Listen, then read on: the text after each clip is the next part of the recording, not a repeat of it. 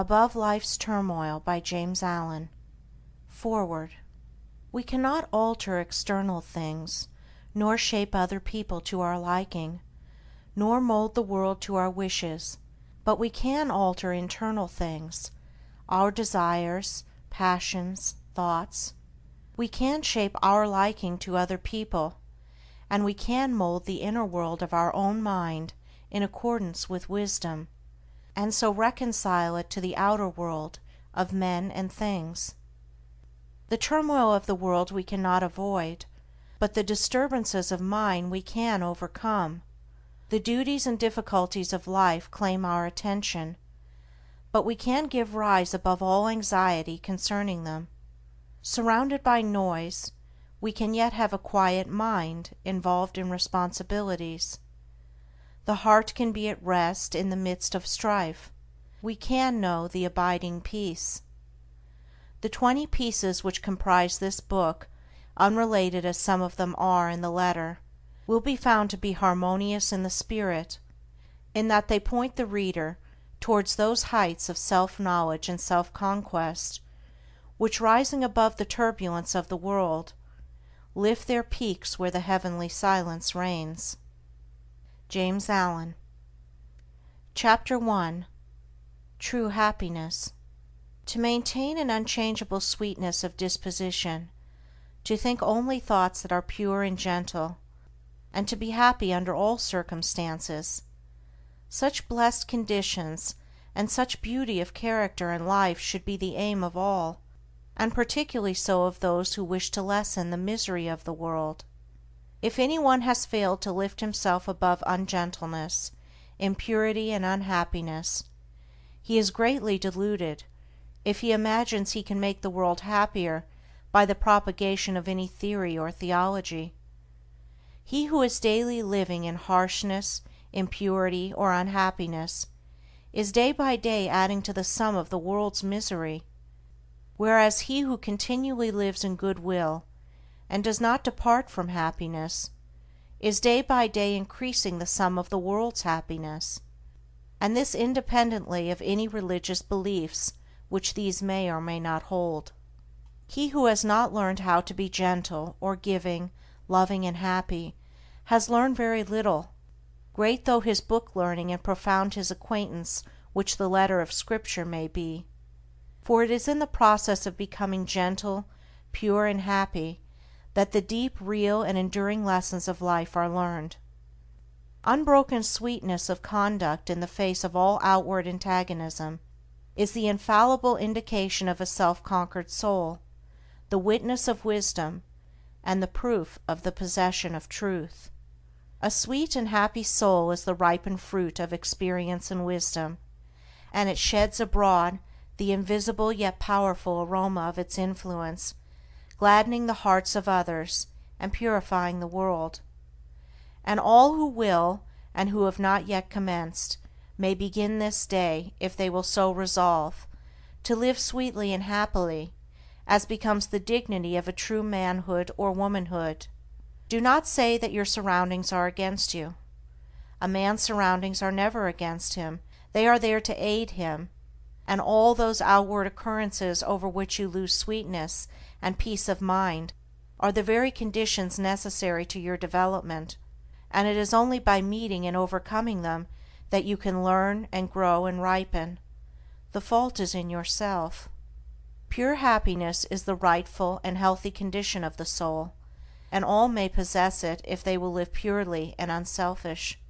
Have goodwill to all that lives, letting unkindness die, and greed and wrath, so that your lives be made like soft airs passing by.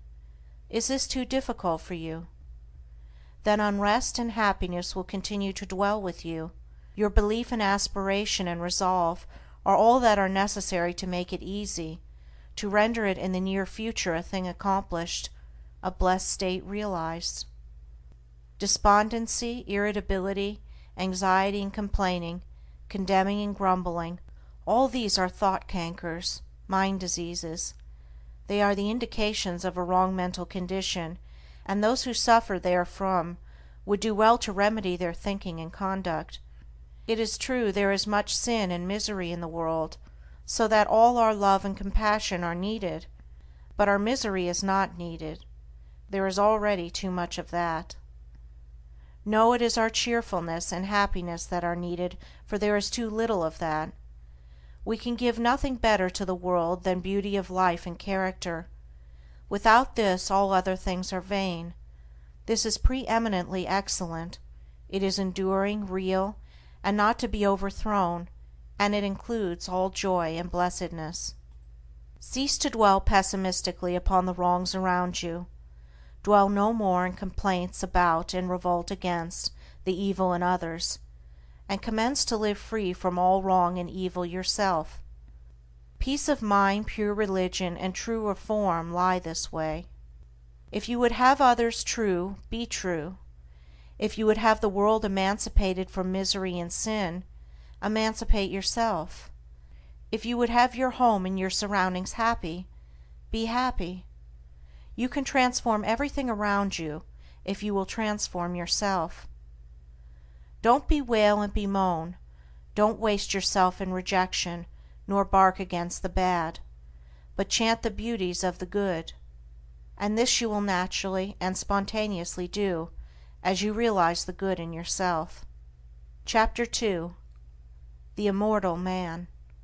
Immortality is here and now, and is not a speculative something beyond the grave. It is the lucid state of consciousness in which the sensations of the body, the varying and unrestful states of mind, and the circumstances and events of life are seen to be of a fleeting and therefore of an illusory character. Immortality does not belong to time, and never will be found in time. It belongs to eternity, and just as time is here and now, so is eternity here and now, and a man may find that eternity and establish in it, if he will overcome the self that derives its life from the unsatisfying and perishable things of time. Whilst a man remains immersed in sensation, desire, and the passing events of his day-by-day existence, and regards those sensations, desires, and passing events as of the essence of himself, he can have no knowledge of immortality. The thing which such a man desires, and which he mistakes for immortality, is persistence, that is, a continuous succession of sensations and events in time. Living in, loving and clinging to, the things which stimulate and minister to his immediate gratification, and realizing no state of consciousness above and independent of this, he thirsts for its continuance, and strives to banish the thought that he will at last have to part from those earthly luxuries and delights to which he has become enslaved, and which he regards as being inseparable from himself. Persistence is the antithesis of immortality, and to be absorbed in it is spiritual death. Its very nature is change, impermanence. It is a continual living and dying. The death of the body can never bestow upon a man immortality. Spirits are not different from men, and live their little feverish life of broken consciousness, and are still immersed in change and mortality. The mortal man, he who thirsts for the persistence of his pleasure-loving personality, is still mortal after death, and only lives another life with a beginning and an end, without memory of the past or knowledge of the future. The immortal man is he who has detached himself from the things of time by having ascended into the state of consciousness which is fixed and unvariable, and is not affected by passing events and sensations. Human life consists of an ever-moving process of events, and in this procession the mortal man is immersed, and he is carried along with it, and being so carried along, he has no knowledge of what is behind and before him. The immortal man is he who has stepped out of this procession, and he stands by unmoved and watches it, and from his fixed place he sees both the before, the behind, and the middle of the moving thing called life. No longer identifying himself with the sensations and fluctuations of the personality, or with the outward changes which make up the life in time, he has become the passionless spectator of his own destiny and of the destinies of the men and nations. The mortal man also is one who is caught in a dream, and he neither knows that he was formerly awake nor that he will awake again. He is a dreamer without knowledge, nothing more. The immortal man is as one who has awakened out of his dream, and he knows that his dream was not an enduring reality, but a passing illusion. He is a man with knowledge, the knowledge of both states, that of persistence and that of immortality, and is in full possession of himself. The mortal man lives in the time or world state of consciousness, which begins and ends. The immortal man lives in the cosmic or heaven state of consciousness, in which there is neither beginning nor end, but an eternal now. Such a man remains poised and steadfast under all changes, and the death of his body will not in any way interrupt the eternal consciousness in which he abides. Of such a one it is said, "He shall not taste of death," because he has stepped out of the stream of mortality and established himself in the abode of truth. Bodies, personalities, nations and worlds pass away, but truth remains, and its glory is undimmed by time. The immortal man then is he who has conquered himself, who no longer identifies with the self-seeking forces of the personality, but who has trained himself to direct those forces with the hand of a master, and so has brought them into harmony with the causal energy and the source of all things. The fret and fever of life has ceased, doubt and fear are cast out, and death is not for him who has realized the fadeless splendor of that life of truth, by adjusting heart and mind to the eternal and unchangeable verities. Chapter 3. The Overcoming of Self. Many people have very confused and erroneous ideas concerning the terms the overcoming of self, the eradication of desire, and the annihilation of the personality. Some, particularly the intellectual who are prone to theories, regard it as a metaphysical theory altogether apart from life and conduct, while others conclude that it is the crushing out of all life, energy and action, and the attempt to idealize stagnation and death. These errors and confusions, arising as they do in the minds of individuals, can only be removed by the individuals themselves, but perhaps it might make their removal a little less difficult for those who are seeking the truth, by presenting the matter in another way. The doctrine of the overcoming or annihilation of self is simplicity itself. Indeed, so simple, practical, and close at hand is it, that a child of 5, whose mind has not yet become clouded with theories, theological schemes, and speculative philosophies, would be far more likely to comprehend it than many older people, who have lost their hold upon simple and beautiful truths by the adoption of complicated theories.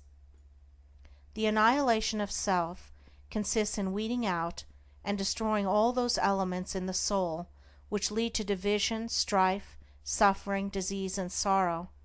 It does not mean the destruction of any good and beautiful and peace-producing quality. For instance, when a man is tempted to irritability or anger, and by a great effort overcomes the selfish tendency, casts it from him, and acts from the spirit of patience and love, in that moment of self-conquest he practices the annihilation of self. Every noble man practices it in part, though he may deny it in his own words, and he who carries out this practice to its completion, eradicating every selfish tendency until only the divinely beautiful qualities remain, he is said to have annihilated the personality, all the personal elements, and to have arrived at truth. The self which is to be annihilated is composed of the following 10 worthless and sorrow-producing elements: lust, hatred, avarice, self-indulgence, self-seeking, vanity, pride, doubt, dark belief, delusion. It is the total abandonment, the complete annihilation of these 10 elements, for they comprise the body of desire. On the other hand, It teaches the cultivation, practice, and preservation of the following 10 divine qualities: purity, patience, humility, self-sacrifice, self-reliance, fearlessness, knowledge, wisdom, compassion, love.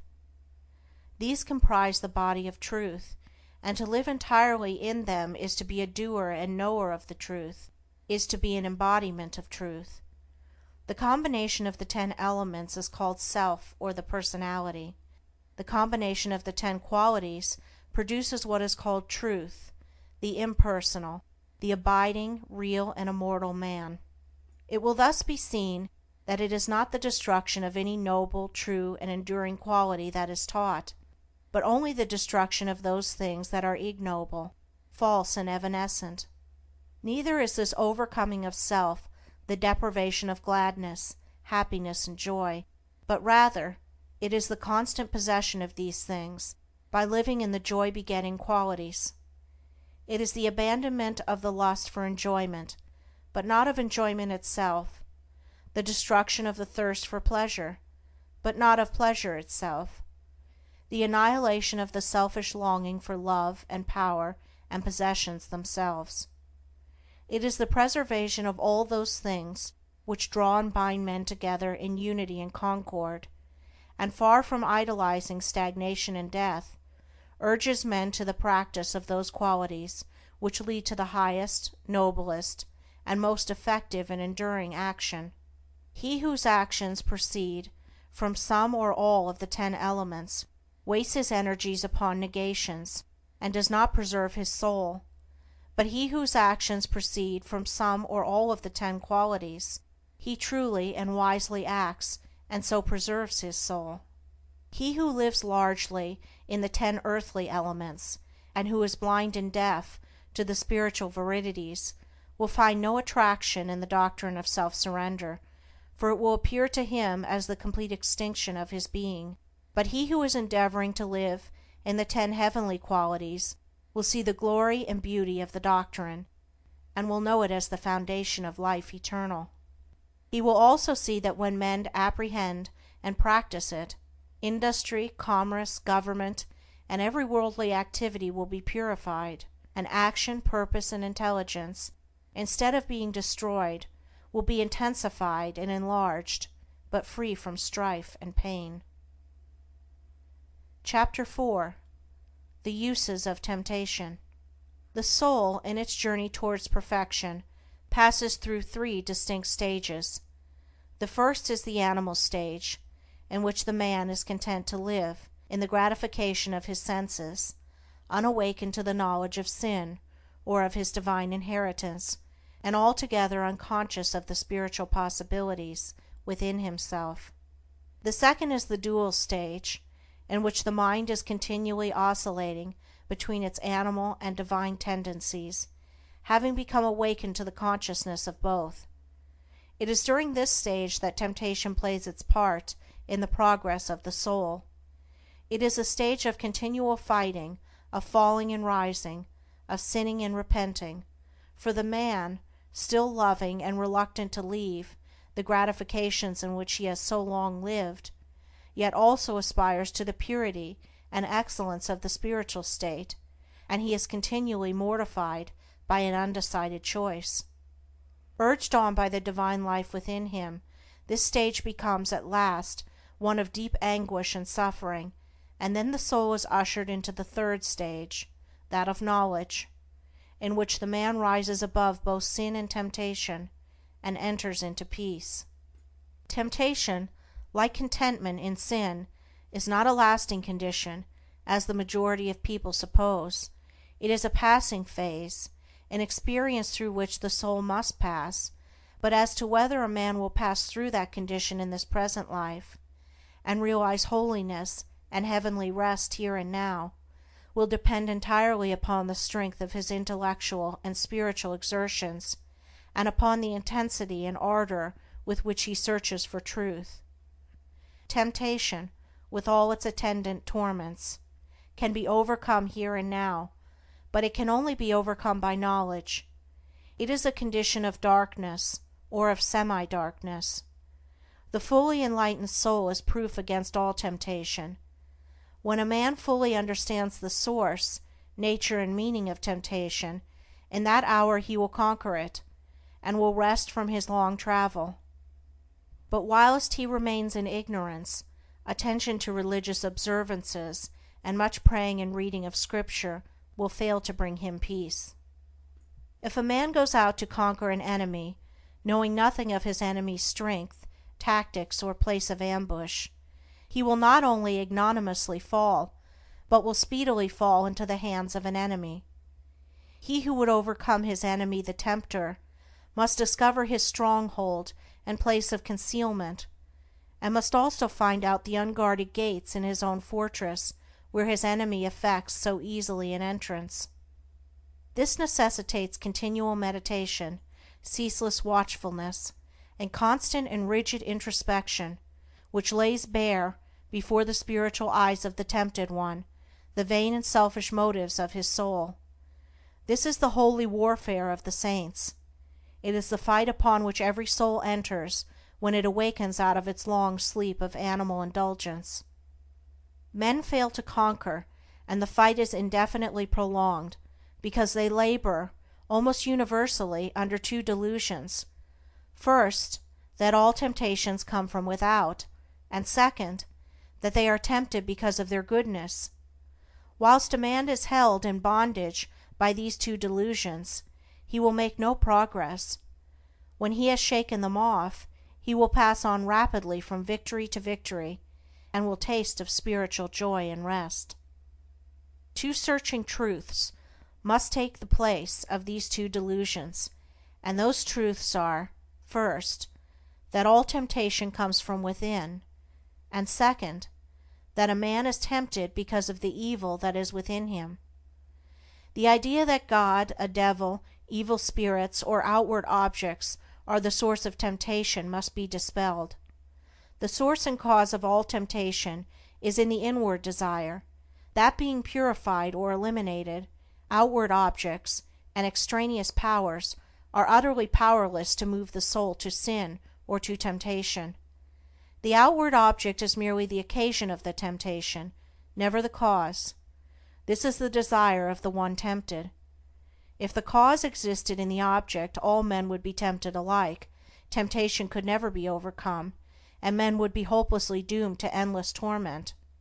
But seated, as it is, in his own desires, he has the remedy in his own hands, and can become victorious over all temptation by purifying those desires.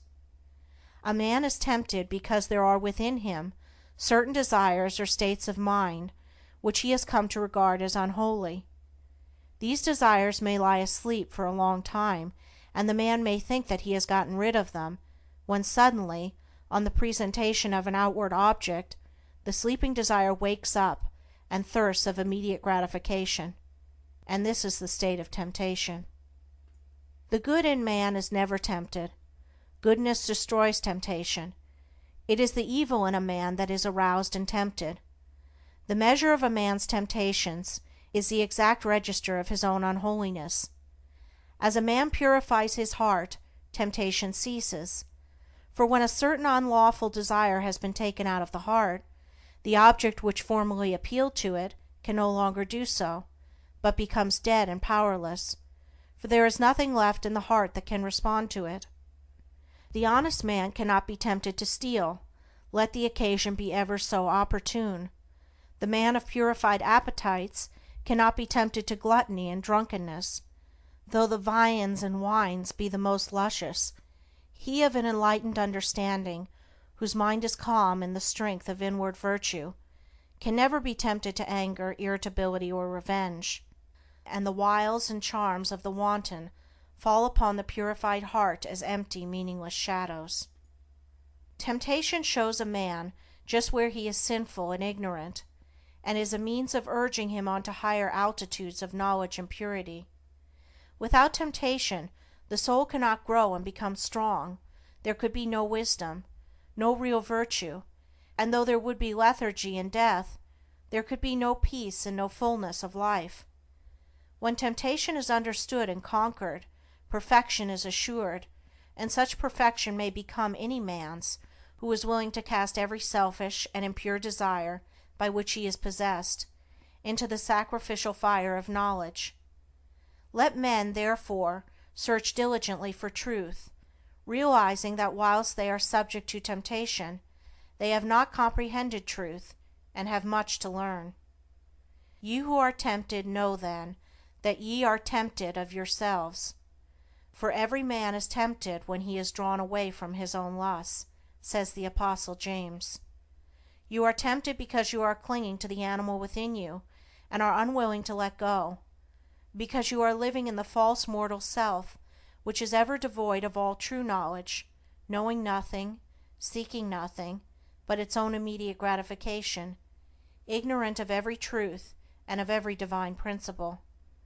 Clinging to that self, you continually suffer the pains of three separate torments: the torment of desire, the torment of repletion, and the torment of remorse. So flameth Trishna, lust and thirst of things. Eager, ye cleave to shadows, dote on dreams.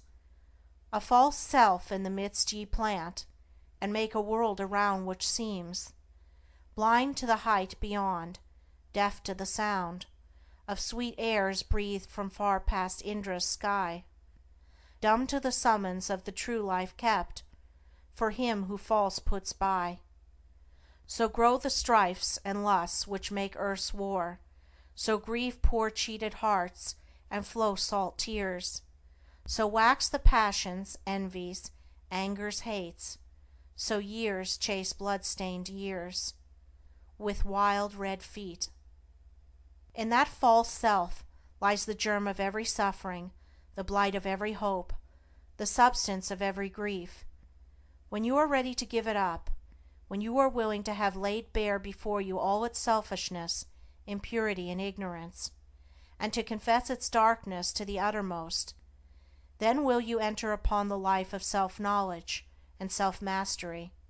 You will become conscious of the God within you, of that divine nature which, seeking no gratification, abides in a region of perpetual joy and peace, where suffering cannot come, and where temptation can find no foothold. Establishing yourself day by day, more and more, firmly in that inward divinity, the time will at last come when you will be able to stay with Him whom millions worship, few understand, and fewer still follow. The Prince of this world cometh, and hath nothing in me. Chapter 5. The Man of Integrity. There are times in the life of every man who takes his stand on high moral principles, when his faith in and knowledge of those principles is tested to the uttermost, and the way in which he comes out of the fiery trial decides as to whether he has sufficient strength to live as a man of truth and join the company of the free, or shall still remain a slave and a hireling to the cruel taskmaster, self. Such times of trial generally assume the form of a temptation to do a wrong thing and continue in comfort and prosperity, or to stand by what is right and accept poverty and failure. And so powerful is the trial that to the tempted one it plainly appears on the face of things as though, if he chooses the wrong, his material success will be assured for the remainder of his life, but if he does what is right, he will be ruined forever. Frequently the man at once quails and gives way before this appalling prospect which the path of righteousness seems to hold out for him. But should he prove sufficiently strong to withstand this onslaught of temptation, then the inward seducer, the spirit of self, assumes the grab of an angel of light and whispers, "Think of your wife and children. Think of those who are dependent upon you. Will you bring them down to disgrace and starvation?"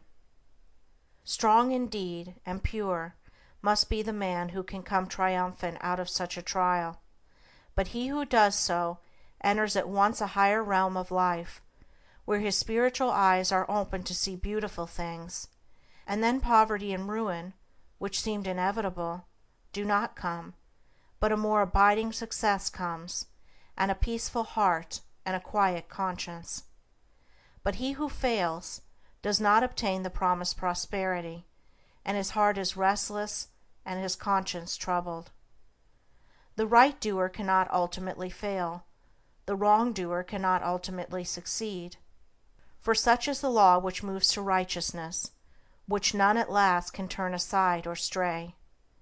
And it is because justice is at the heart of things, because the great law is good, that the man of integrity is superior to fear and failure and poverty and shame and disgrace. As the poet further says of this law, the heart of its love, the end of it, is peace and consummation, sweet obey.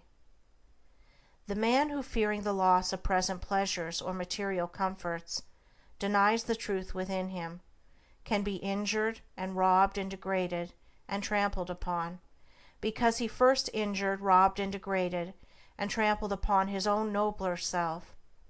But the man of steadfast virtue, of unblemished integrity, cannot be subject to such conditions, because he has denied the craven self within him and has taken refuge in truth.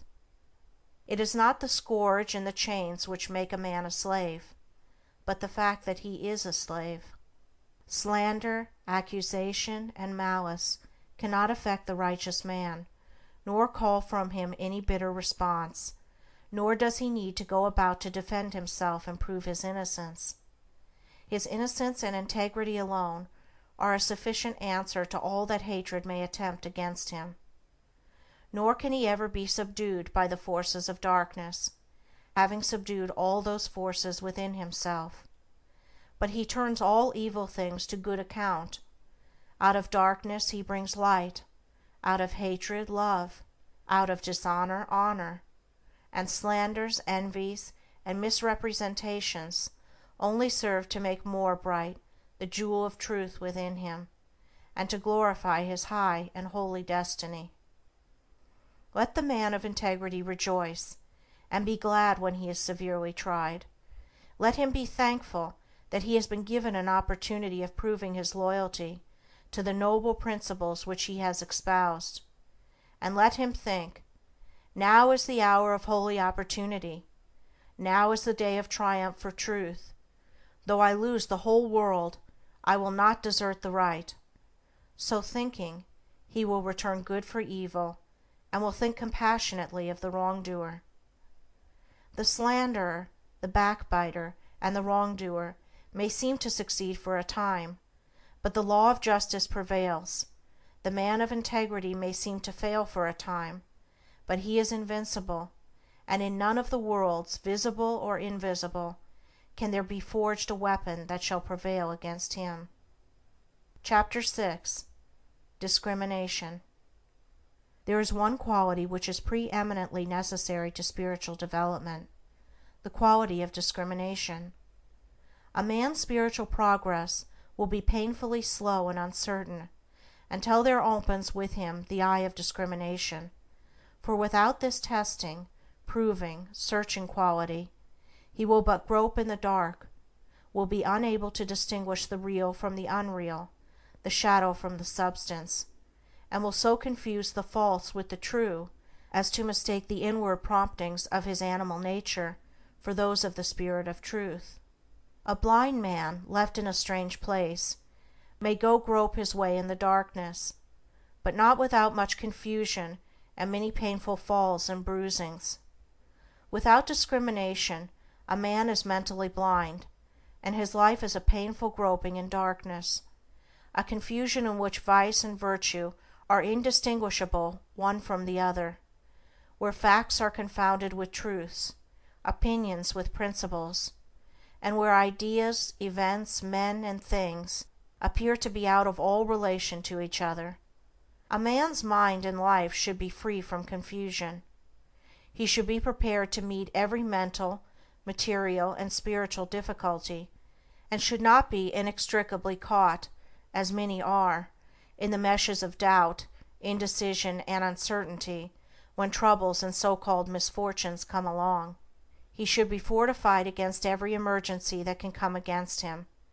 But such mental preparedness and strength cannot be attained in any degree without discrimination, and discrimination can only be developed by bringing into play and constantly exercising the analytical faculty.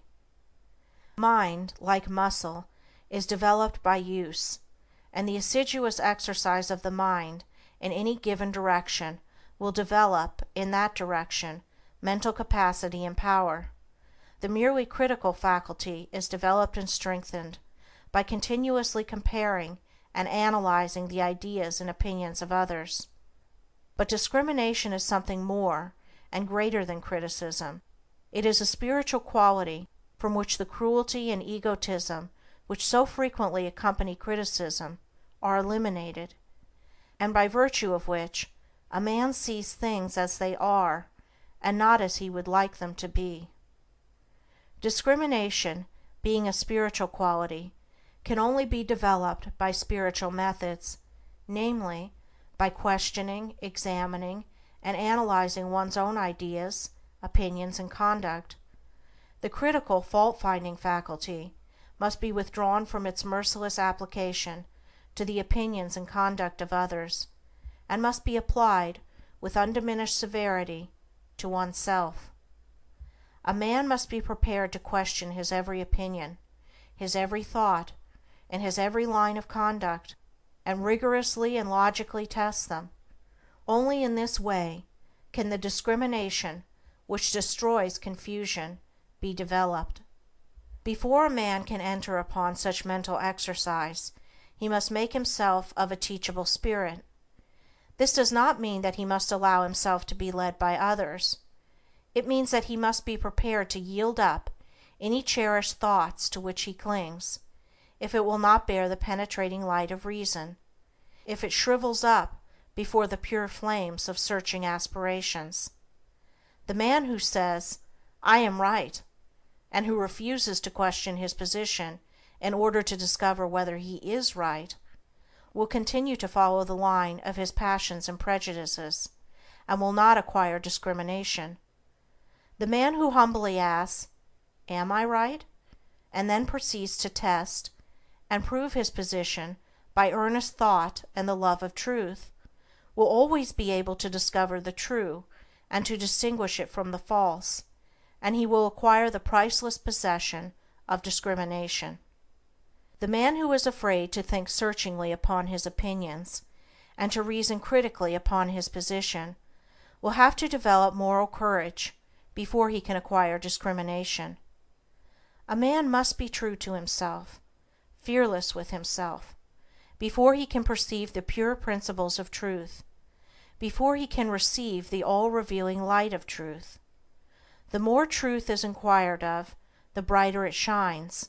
It cannot suffer under examination and analysis. The more error is questioned, the darker it grows. It cannot survive the entrance of pure and searching thought. To prove all things is to find the good and throw the evil. He who reasons and meditates learns to discriminate. He who discriminates discovers the eternally true. Confusion, suffering, and spiritual darkness follow the thoughtless.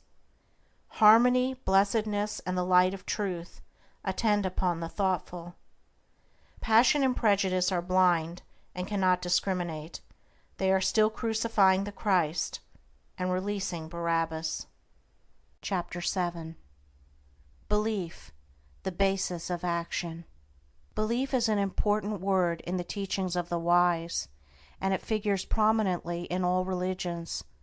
According to Jesus, a certain kind of belief is necessary to salvation or regeneration, and Buddha definitely thought that the right belief is the first and most essential step in the way of truth.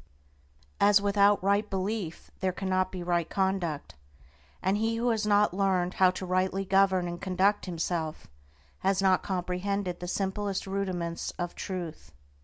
Belief, as laid down by the great teachers, is not belief in any particular school, philosophy, or religion, but consists of an attitude of mind determining the whole course of one's life. Belief and conduct are, therefore, inseparable, for the one determines the other. Belief is the basis of all action, and this being so, the belief which dominates the hearts or minds is shown in the life. Every man acts, thinks, lives in exact accordance with the belief which is rooted in his innermost being, and such is the mathematical nature of the laws which govern mind, that it is absolutely impossible for anyone to believe in two opposing conditions at the same time. For instance, it is impossible to believe in justice and injustice, hatred and love, peace and strife, self and truth. Every man believes in one or the other of these opposites, never in both, and the daily conduct of every man indicates the nature of his belief.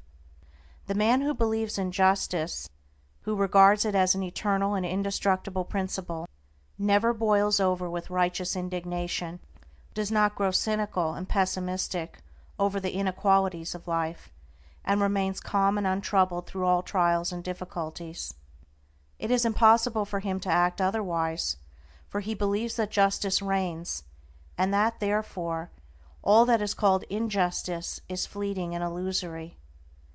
The man who is continually getting enraged over the injustice of his fellow man, who talks about himself being badly treated, or who mourns the lack of justice in the world around him, shows by his conduct, his attitude of mind, that he believes in injustice.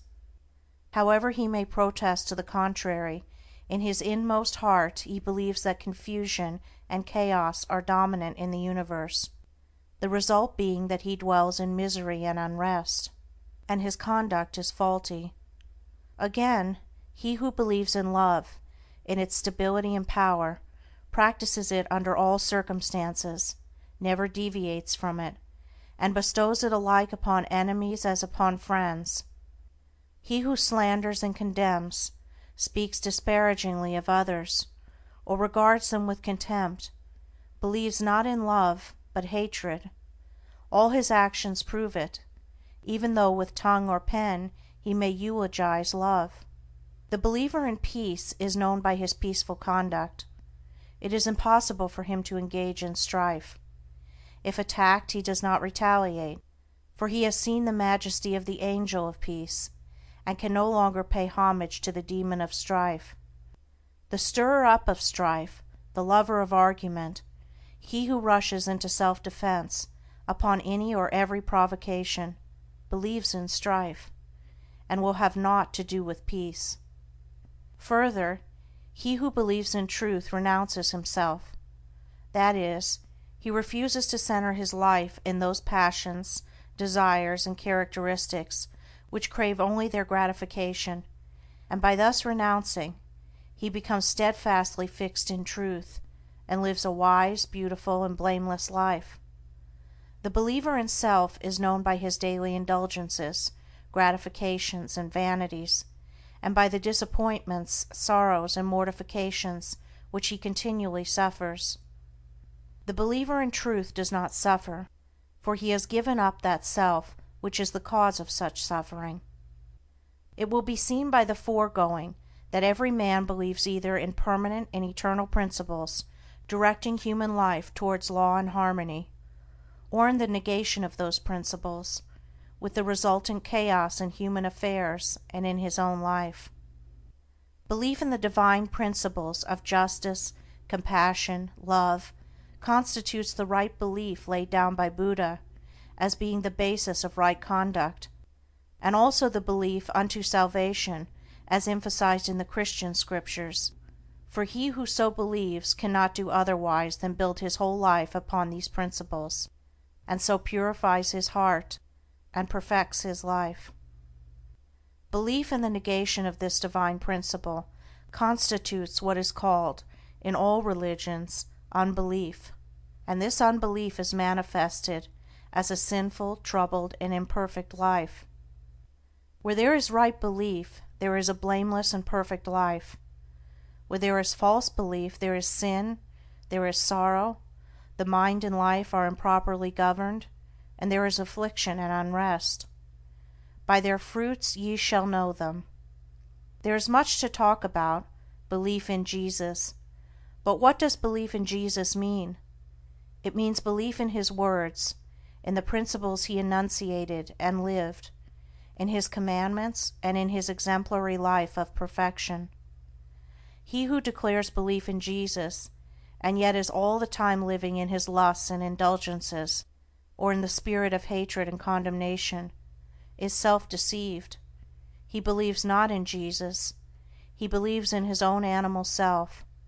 As a faithful servant delights in carrying out the commands of his master, so he who believes in Jesus carries out His commandments, and so is saved from sin.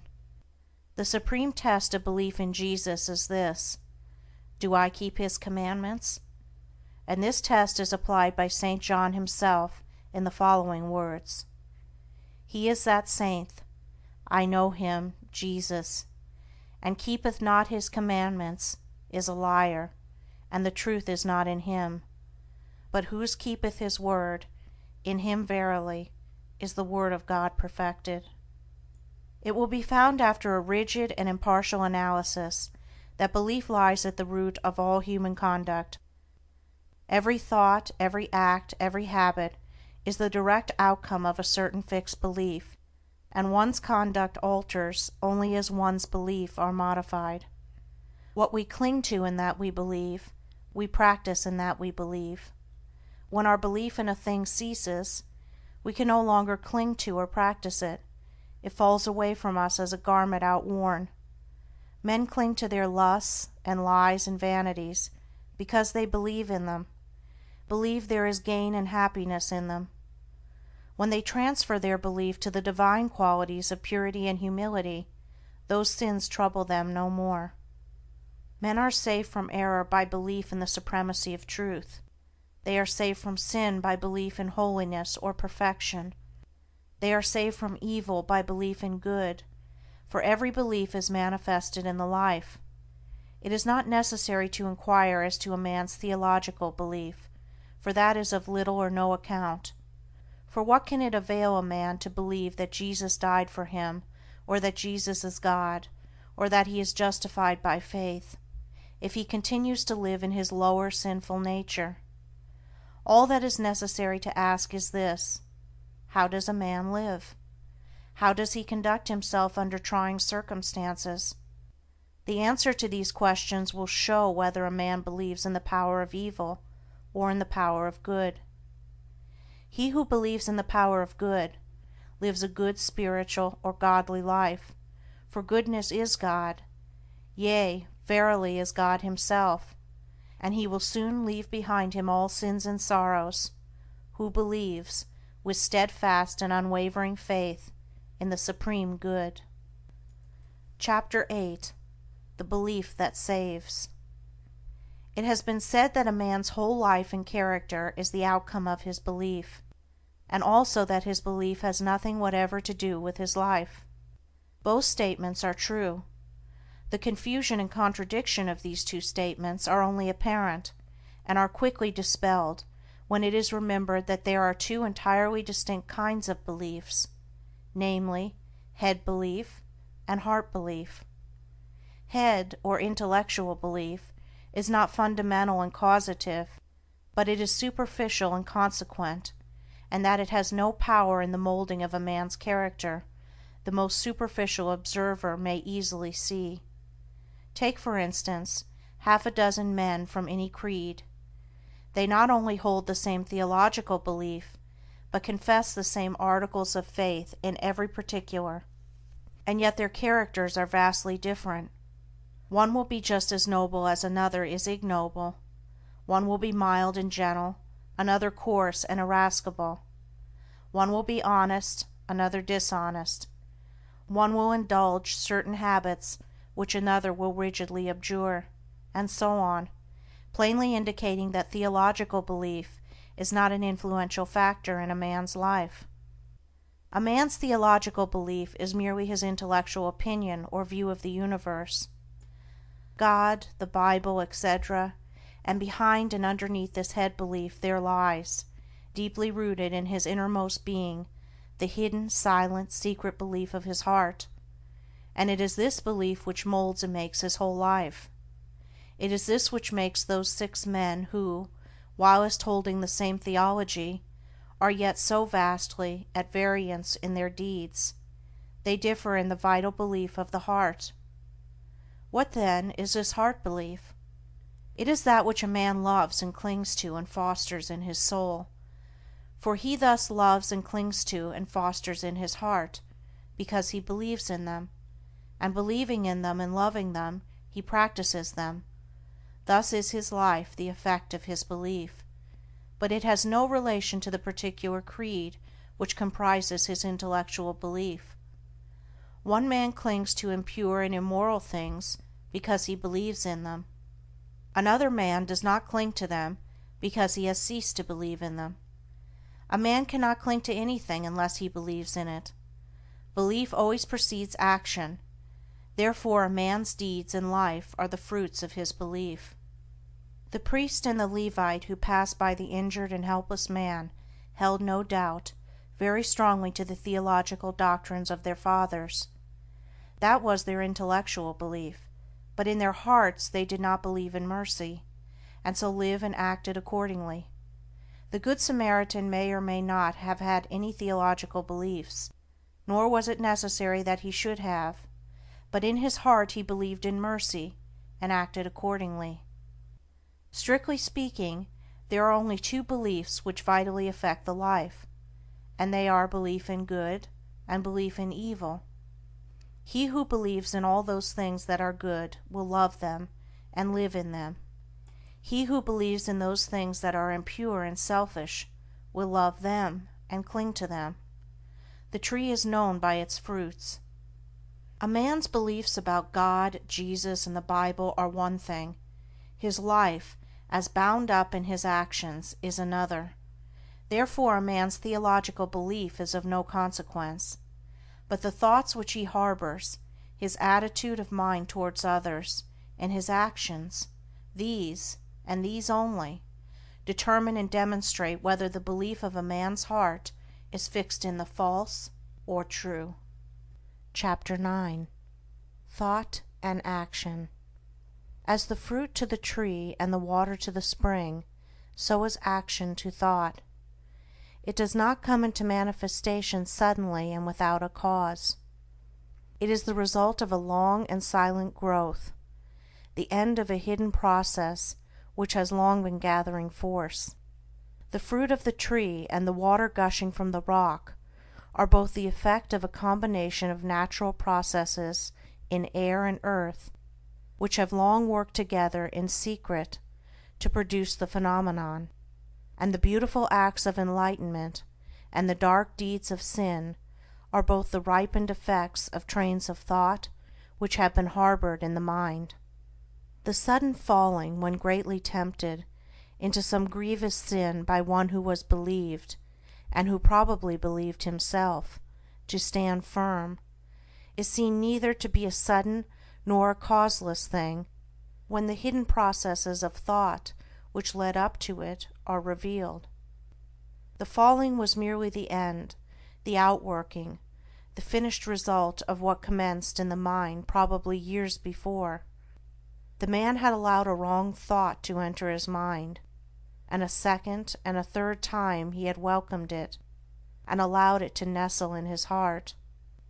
Gradually he became accustomed to it, and cherished and fondled and tended it, and so it grew, until at last it attained such strength and force that it attracted to itself the opportunity which enabled it to burst forth and ripen into act. As falls the stately building whose foundations have been gradually undermined by the action of water, so at last falls the strong man who allows corrupt thoughts to creep into his mind and secretly undermine his character. When it is seen that all sin and temptation are the natural outcome of the thoughts of the individual, the way to overcome sin and temptation becomes plain, and its achievement a near possibility, and sooner or later a certain reality. For if a man will admit, cherish, and brood upon thoughts that are pure and good, those thoughts, just as surely as the impure, will grow and gather force, and will at last attract to themselves the opportunities which will enable them to ripen into act. There is nothing hidden that shall not be revealed, and every thought that is harbored in the mind must, by virtue of the impelling force which is inherent in the universe, at last blossom into act good or bad according to its nature.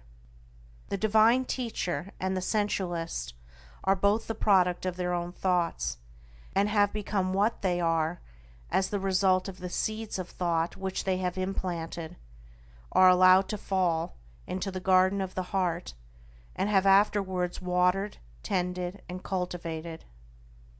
Let no man think he can overcome sin and temptation by wrestling with opportunity. He can only overcome them by purifying his thoughts, and if he will day by day, in the silence of his soul and in the presence of his duties, strenuously overcome all erroneous inclination, and put in its place thoughts that are true and that will endure the light, opportunity to do evil will give place to opportunity for accomplishing good, for a man can only attract that to him which is in harmony with his nature, and no temptation can gravitate to a man unless there is that in his heart which is capable of responding to it. Guard well your thoughts, reader, for what you really are in your secret thoughts today, be it good or evil, you will, sooner or later, become an actual deed. He who unwearyingly guards the portals of his mind against the intrusion of sinful thoughts, and occupies himself with loving thoughts, with pure, strong, and beautiful thoughts, will, when the season of their ripening comes, bring forth the fruits of gentle and holy deeds, and no temptation that can come against him shall find him unarmed or unprepared. Chapter 10. Your Mental Attitude. As a being of thought, your dominant mental attitude will determine your conditions in life. It will also be the gauge of your knowledge and the measure of your attainment. The so-called limitations of your nature are the boundary lines of your thoughts. They are self-erected fences, and can be drawn to a narrower circle, extended to a wider, or be allowed to remain. You are the thinker of your thoughts, and as such you are the maker of yourself and condition. Thought is causal and creative, and appears in your character and life in the form of results. There are no accidents in your life. Both its harmonies and antagonisms are the responsive echoes of your thoughts. A man thinks, and his life appears. If your dominant mental attitude is peaceable and lovable, bliss and blessedness will follow you. If it be resistant and hateful, trouble and distress will cloud your pathway. Out of ill will come grief and disaster. Out of good will, healing and reparation. You imagine your circumstances as being separate from yourself, but they are intimately related to your thought world. Nothing appears without an adequate cause. Everything that happens is just. Nothing is fated. Everything is formed. As you think, you travel. As you love, you attract. You are today where your thoughts have brought you. You will be tomorrow where your thoughts take you. You cannot escape the result of your thoughts, but you can endure and learn, can accept and be glad. You will always come to the place where your love, your most abiding and intense thought, can receive its measure of gratification. If your love be base, you will come to a base place. If it be beautiful, you will come to a beautiful place. You can alter your thoughts, and so alter your condition. Strive to perceive the vastness and grandeur of your responsibility. You are powerful, not powerless. You are as powerful to obey as you are to disobey, as strong to be pure as to be impure, as ready for wisdom as for ignorance. You can learn what you will, can remain as ignorant as you choose. If you love knowledge, you will obtain it. If you love wisdom, you will secure it. If you love purity, you will realize it. All things await your acceptance, and you choose by the thoughts which you will entertain. A man remains ignorant because he loves ignorance, and chooses ignorant thoughts. A man becomes wise because he loves wisdom and chooses wise thoughts. No man is hindered by another, he is only hindered by himself. No man suffers because of another, he suffers only because of himself.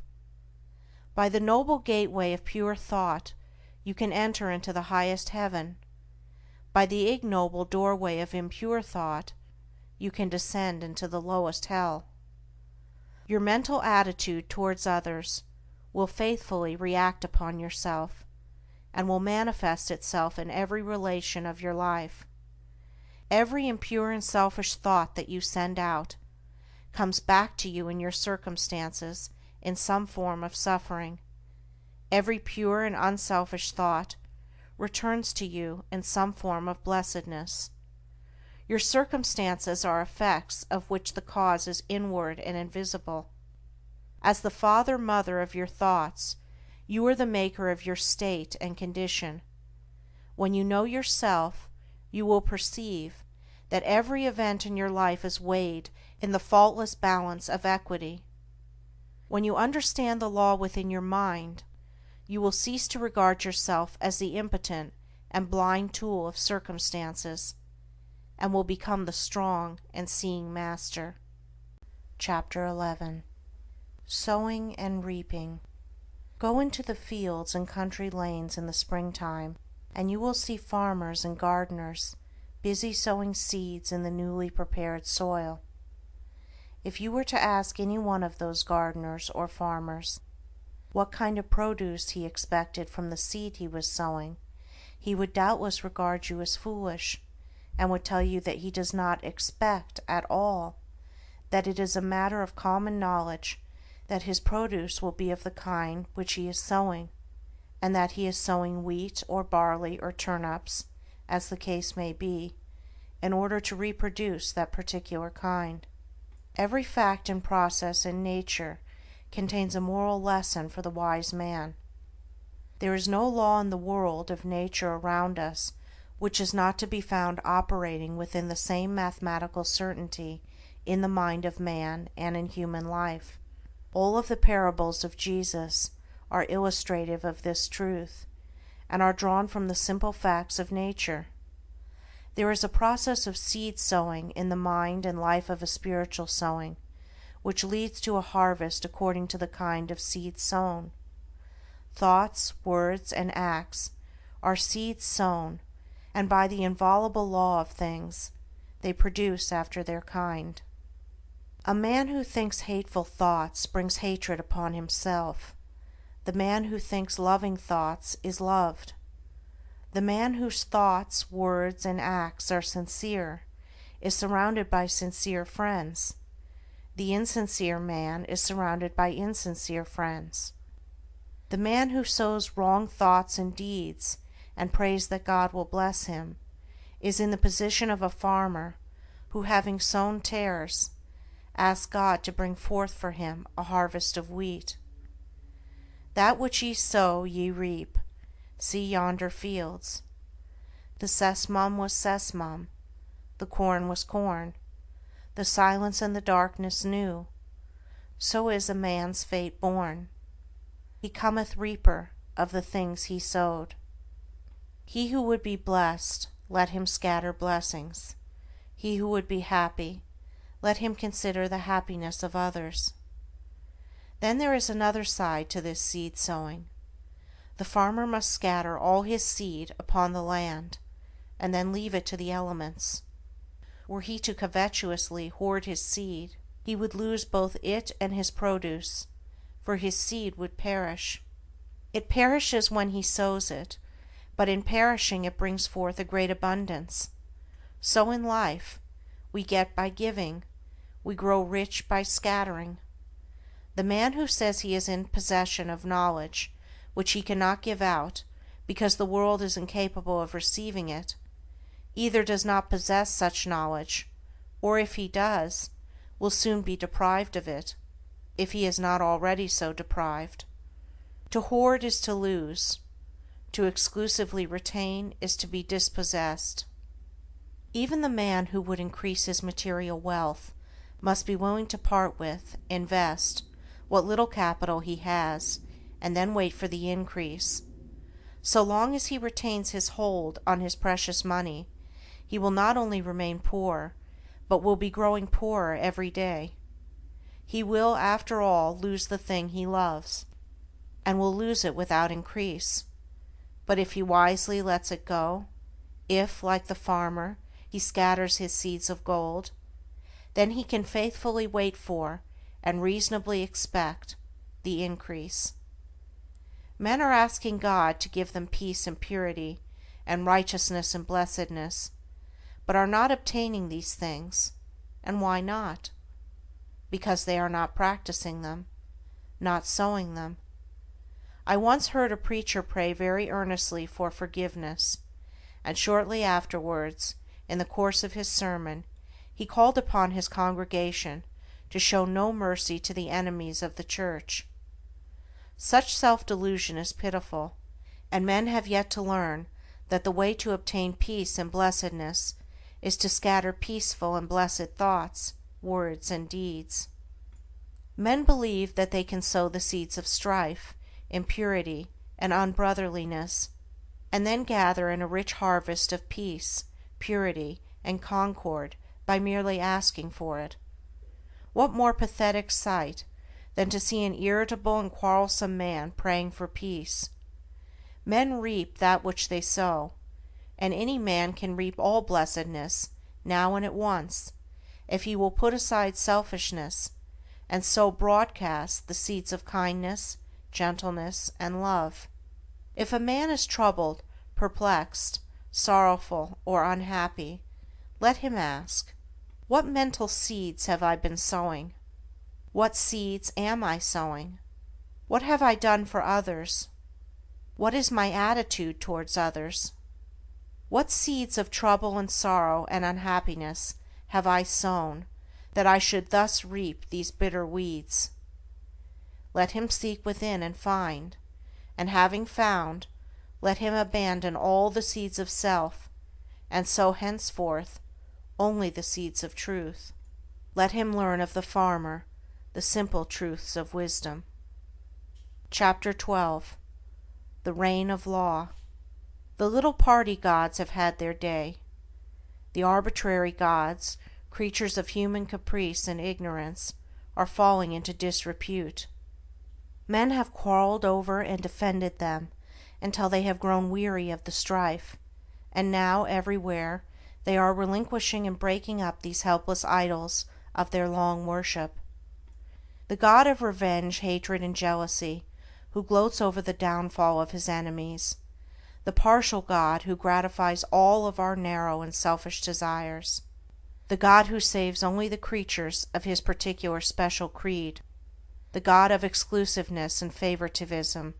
Such were the gods, miscalled by us God, of our soul's infancy, gods base and foolish as ourselves, the fabrications of our selfish self, and we relinquished our petty gods with bitter tears and misgivings, and broke our idols with bleeding hands.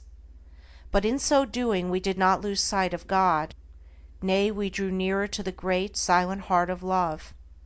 Destroying the idols of self, we begin to comprehend somewhat of the power which cannot be destroyed, and entered into a wider knowledge of the God of love, of peace, of joy, the God in whom revenge and partiality cannot exist, the God of light, from whose presence the darkness of fear and doubt and selfishness cannot choose but flee.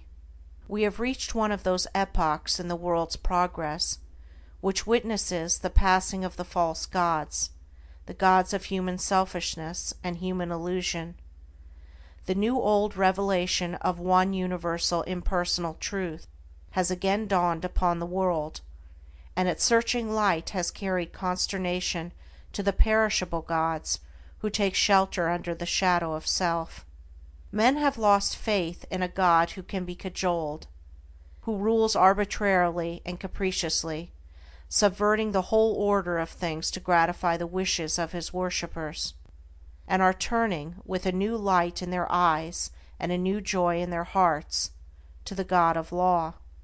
And to him they turn, not for personal happiness and gratification, but for knowledge, for understanding, for wisdom, for liberation from the bondage of self. And thus turning, they do not seek in vain, nor are they sent away empty and discomfited.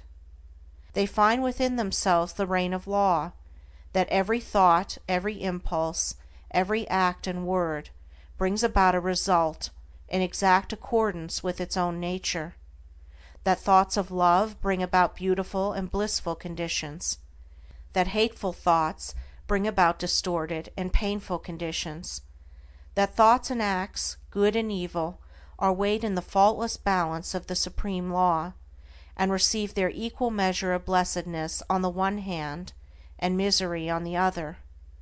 And thus finding, they enter a new path, the path of obedience to the Law.